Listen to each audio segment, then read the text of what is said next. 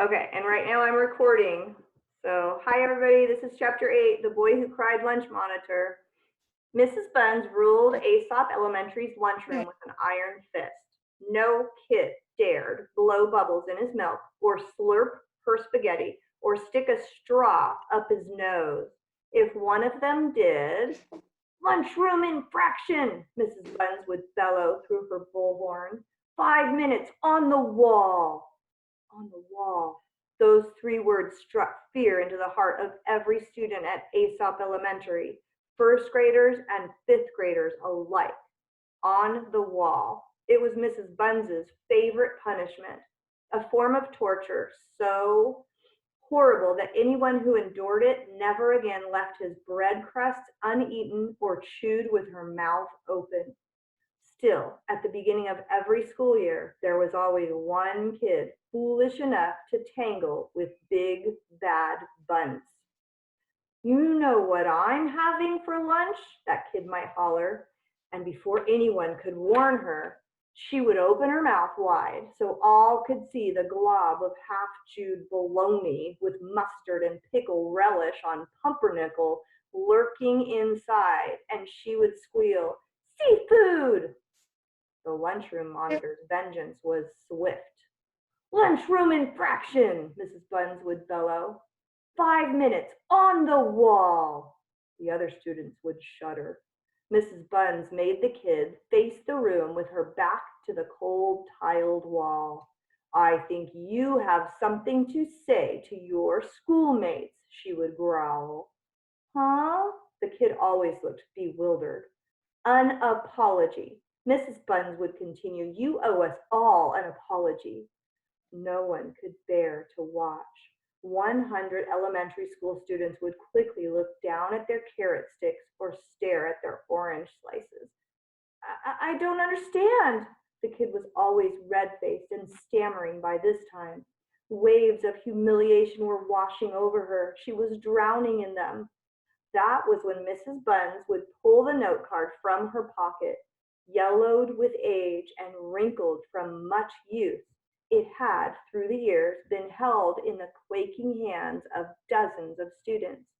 Now it was this kid's turn. "Read it," Mrs. Buns would say. The kid recognized defeat. In a small, quavering voice, so unlike the voice that only moments earlier had shouted, "Seafood!" she read, "I apologize for my rudeness and promise to use my best table manners the next time I sit down to lunch." "Thank you," Mrs. Buns would say. Then she'd walk away, leaving the kid to simmer in her own embarrassment for 5 long minutes on the wall. No wonder the children in Aesop Elementary's lunchroom sat up straight, ate in silence, and cleaned up all their trash. "But," asked Mr. Jupiter one day, as he bit into the cook's liverwurst and cranberry sauce sandwich, "are the children happy? Do they enjoy lunchtime?" "Lunchtime isn't about enjoyment," Mrs. Buns replied. "It's about discipline and maintaining order." At that moment, Mrs. Struggles raced into the lunchroom. "Bertha, come quick," she panted. "There's a traffic jam in the kindergarten drop-off lane. I need you and your bullhorn to untangle it." "I'm on my way," cried Mrs. Buns. She rushed from the lunchroom. Mr. Jupiter followed.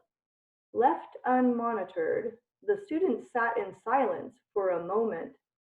Then Rose cautiously leaned over and whispered in Missy's ear. Emberly quietly offered Ham a chocolate chip cookie. Lenny glanced furtively around the lunchroom. Then he took a big swig of his Mr. Fizz and burp. The doors of restraint were belched wide open. Jackie wildly pitched cheesy puffs into Calvin's open mouth. Ashley A, Ashley B, and Ashley Z put their mashed potatoes together and built a snowman. Amisha gargled with chocolate milk. The only fourth grader not laughing or talking or joining in the fun was Melvin Moody. Melvin was used to not joining in. He was used to not being a part of the group.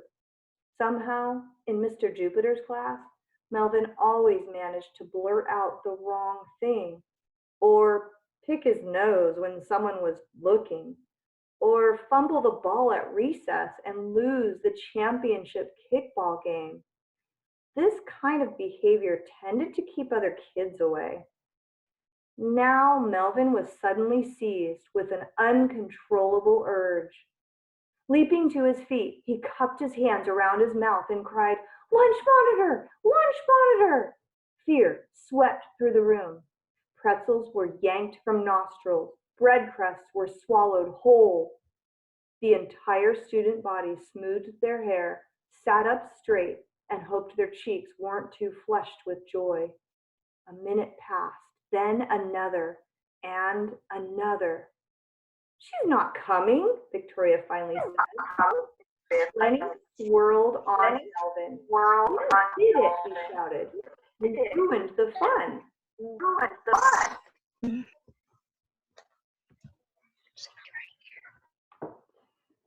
All eyes turned to Melvin. Jackie booed.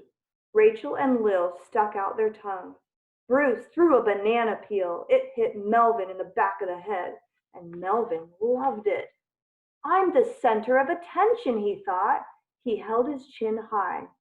Remember, he's the one that all the kids always ignore when he tries to talk.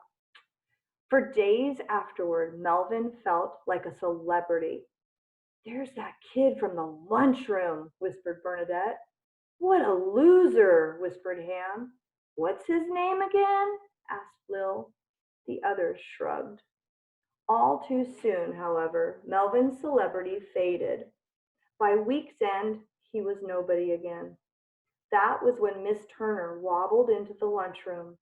Instead of her sensible shushing shoes, she was wearing a very spiky, very strappy, very purple pair of high-heeled sandals. "Bertha," said Miss Turner, swaying slightly, "you've got a phone call in the office." "I'm busy," grumbled Mrs. Bunce. Eyes narrowed. She plucked a recyclable can from the regular trash, then looked around for the rule breaker. "But it's your mother, the Marine," said Miss Turner. She grabbed the edge of a nearby table to steady herself. "She's calling from boot camp." Mrs. Bunce hesitated, then dropped the can into the recycling bin and headed for the office. At that moment, Miss Turner spied Mr. Jupiter giving the cook a recipe for yak and cheese. "A delicacy among the nomads of the Gobi Desert," he said. She took a wobbly step toward him and, "Oops," said Mr. Jupiter. He caught the librarian before she hit the floor. "One must be careful when wearing such lofty shoes." Miss Turner melted into his arms. "Dear me," she sighed weakly. "I think I've twisted my ankle." "Allow me to help you back to the library," offered Mr. Jupiter. They limped away, leaving the lunchroom unmonitored. Within seconds, first graders crawled under tables. Second graders squeezed the cream filling out of their cupcakes. Third graders blew bits of fruit cocktail from their straws. As for the fourth graders, they raced their sandwich cookies down the length of the table. "And Oreo takes the lead," said Jackie in her sports announcer voice, "followed by Hydrox and Girl Scout." Then, "Lunch monitor! Lunch monitor!" Melvin cried. Quick as a wink, straws were stuffed back into milk cartons. Sandwich cookies were popped into mouths. Flushed and panting, everyone braced themselves for nothing. "Not again," moaned Calvin. He whirled on Melvin. "What's your problem, kid?" But Melvin didn't have a problem, because once again in the days that followed, he was talked about, recognized, somebody. Fame was fleeting. By the middle of the following week, Melvin was as forgotten as last month's vocabulary words. That was when, during lunch, crash! Arg! "Mayday!" cried Mrs. Shorthand, who had been standing on a swivel chair and hanging a sign in the hallway. "Mayday!" Mrs. Buns rushed to help her. Left alone in the lunchroom, the students didn't waste a second. Everyone laughed or joked or blew milk out their nose. At the fourth grade table, Jackie had invented a game called Flick Your Peas, and everyone was playing. Everyone, that is, except Melvin. Then he saw her, Mrs. Buns, coming down the hallway, closer and closer. Lunch monitor! Lunch monitor! He cried. Do you think anybody's going to pay attention? Yeah, right, drawled Lenny. He flicked a pea into Missy's applesauce. Mrs. Buns reached the door. Melvin hopped up and down. He waved his arms. He cried even more loudly, Lunch monitor! Lunch monitor! Knock it off, kid, said Calvin. Nobody believes you. He aimed a pea at Stanford. Mrs. Buns pushed on the wide, swinging doors. Panicked and desperate, Melvin leaped onto the fourth grade table. He hopped up and down, waved his arms, and cried at the top of his voice, Lunch monitor! Lunch monitor! His behavior finally grabbed their attention. Everyone stopped joking and laughing and flicking peas.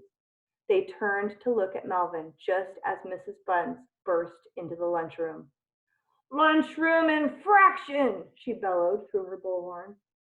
Her eyes narrowed at the sight of Melvin, who was still hopping, waving, and shouting on top of the table. Unbelievable, she said. I'm gone just a few moments, and look how you behave.